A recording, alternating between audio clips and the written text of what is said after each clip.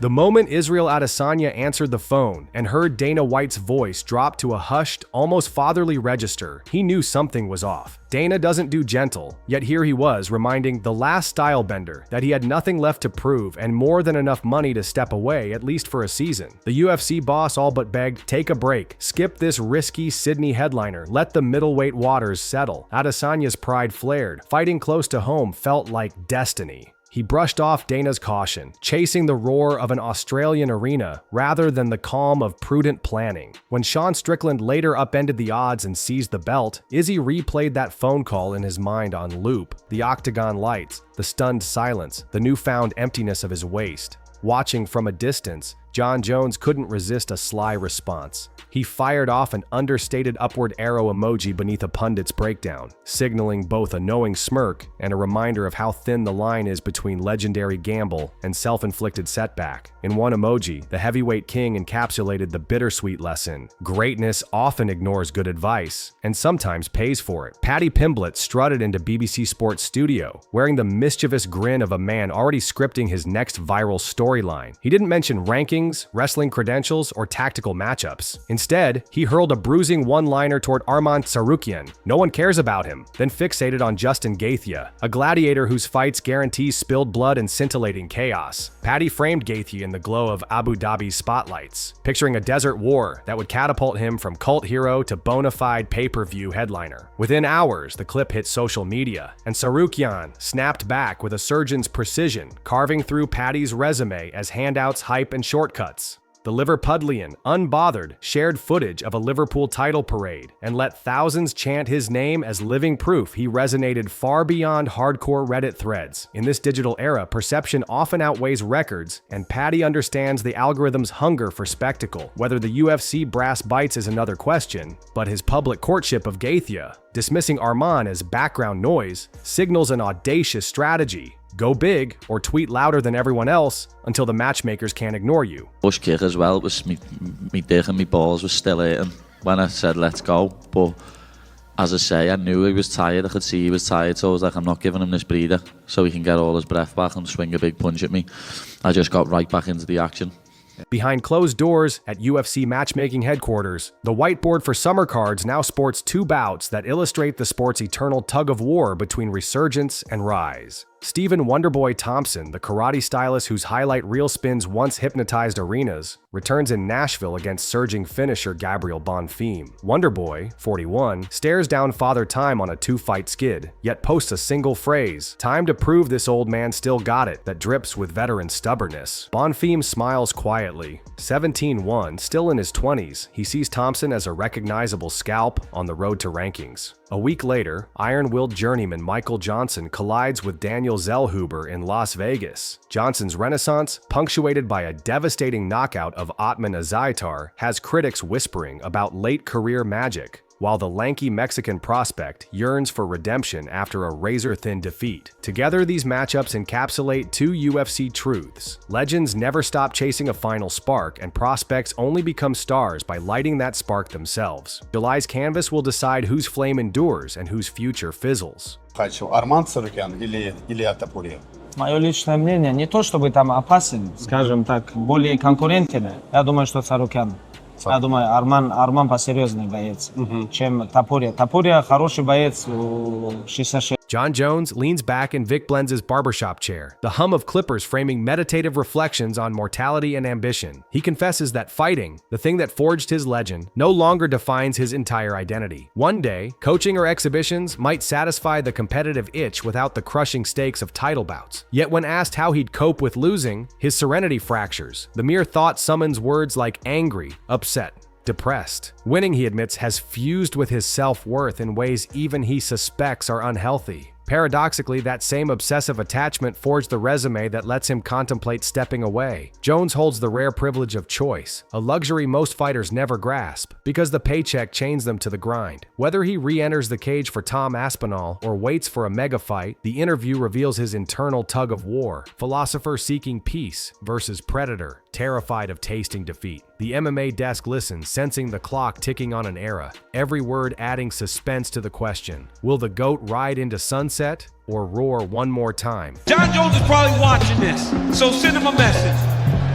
Hello, John. I have nothing against you personally, but I just think I'm better than you. I just know that I can beat you in a fight, so I'm coming for it. Sean O'Malley once weaponized social media with Technicolor flair, livestream haircuts, impulsive tweets, meme-friendly trash talk. Then, ahead of his rematch with Merab Dvalishvili, he ghosted the digital stage. No more doom scrolling or dopamine-dripping likes. Cutting the cord, he says. Stripped away the low-level anxiety he'd ignored for years. He cataloged every meal, every morning weigh-in, banished weed to the sidelines, and found quiet replaced chaos. This wasn't a gimmick to beat Merab, he insists, but a reclamation of mental bandwidth. Yet the competitive side benefit is obvious. Sharper focus, cleaner lungs, and nights unbroken by glowing screens.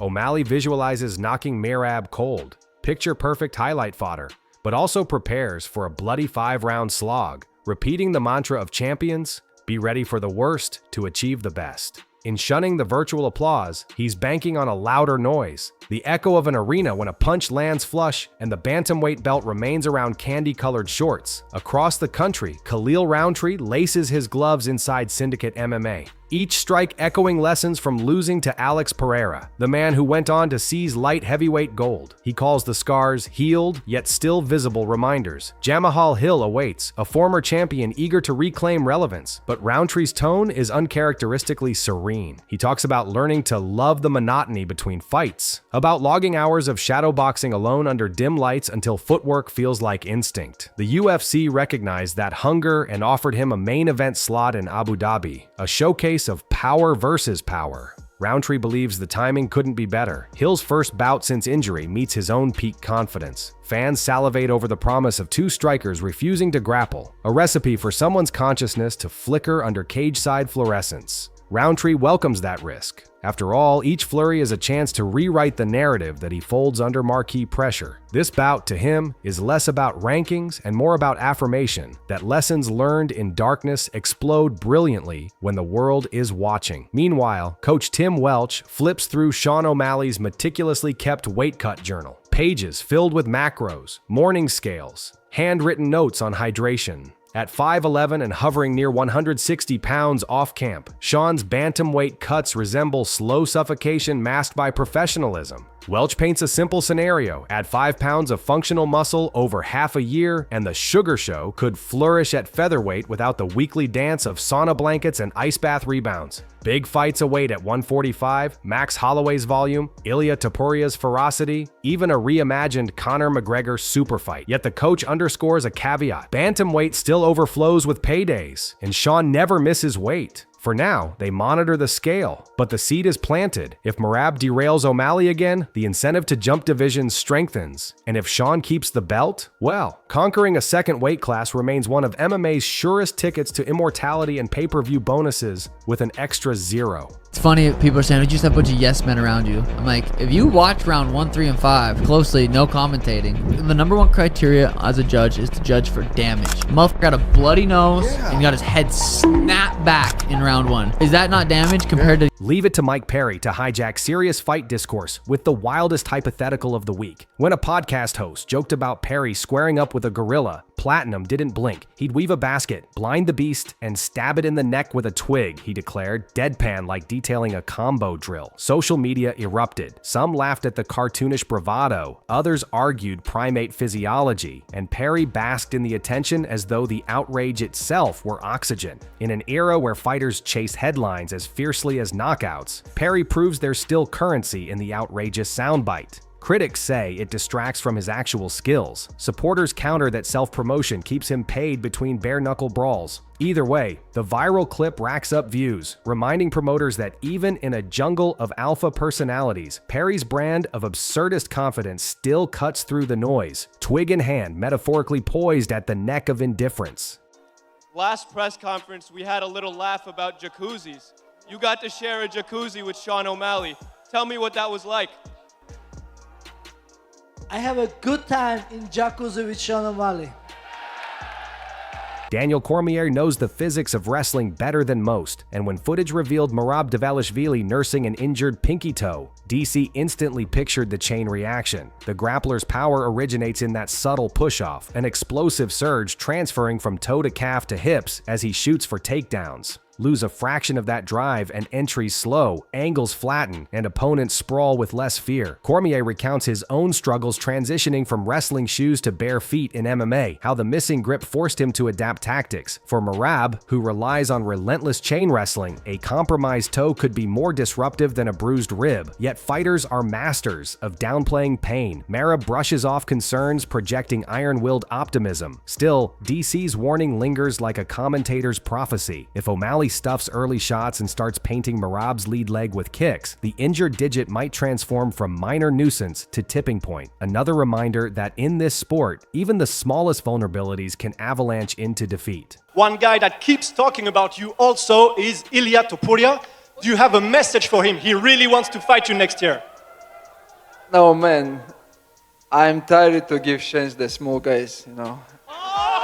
I need to... Bilal Muhammad scrolls through headlines about Jack Della Maddalena and Islam Makhachev and envisions Madison Square Garden buzzing in November. MSG has hosted presidential visits and prize fights alike. Bilal wants in on that lineage. He argues Islam shouldn't trek to Perth. America's Fight Cathedral offers bigger lights and deeper history. He's pragmatic too. Sharing a card with that super fight boosts his own visibility, and the welterweight contenders pool churns fast. Bilal, still tasting the bitterness of recent setbacks, refuses to tear others down. He publicly roots for Jack, planning to snatch momentum later. Fans call it politicking. Bilal calls it strategy. Meanwhile, the UFC's matchmaking puzzle hinges on injuries, visas, and storytelling potential. If New York becomes reality, Bilal intends to walk out to roaring Arab-American chants, chasing the elusive victory that cements him as title-ready. His calculated optimism underscores a truth every veteran learns. Timing your run with the sport's grandest stages can elevate careers as surely as any spinning kick highlight. Or it really doesn't matter, too. It means absolutely nothing. I'll win, I'll lose.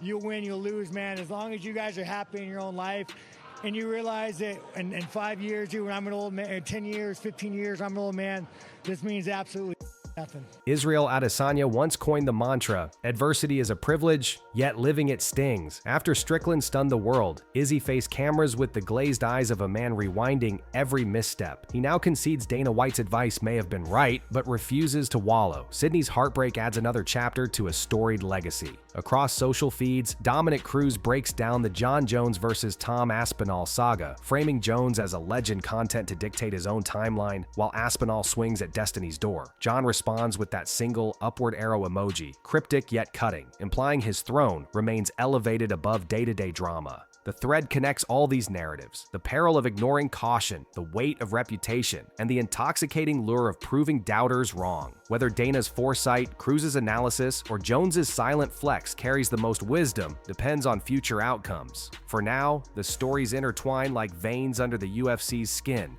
fighters wrestling with legacy, pride, and the echo of arenas that demand one more walk when logic whispers, "Stay home."